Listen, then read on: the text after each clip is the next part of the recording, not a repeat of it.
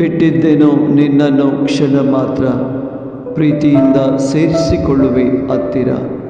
ಯೆಶಾಯ 54 ವಾಕ್ಯ 7.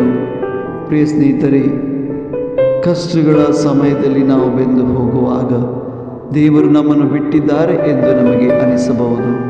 ಆ ಕ್ಷಣದಲ್ಲಿ ದೇವರು ನಮ್ಮನ್ನು ಬಿಟ್ಟಿದ್ದರು, ಇನ್ನು ಮುಂದೆ ನಿನ್ನನ್ನು ಅಪಾರ ಪ್ರೀತಿಯಿಂದ ಸೇರಿಸಿಕೊಳ್ಳುವೆ ಎಂಬುದಾಗಿ ವಾಗ್ದಾನ ಮಾಡುತ್ತಾರೆ.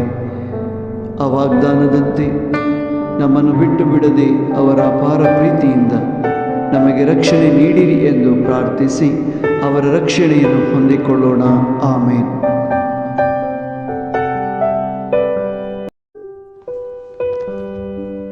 एक घड़ी भर हांवें तुका सांडली, पूण व्हडा मोगान हांव तुका परतून घेता.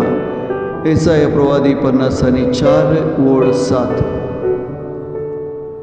जायते फावटी कश्टांत आमी अडचतना आमकां देवान सांडला तशें भोगूंक पुरो, पूण देवान ह्या घडयेक सांडल्यारी तो आतां आमकां सांडचोना परतून घेता म्हूण तो भासयता.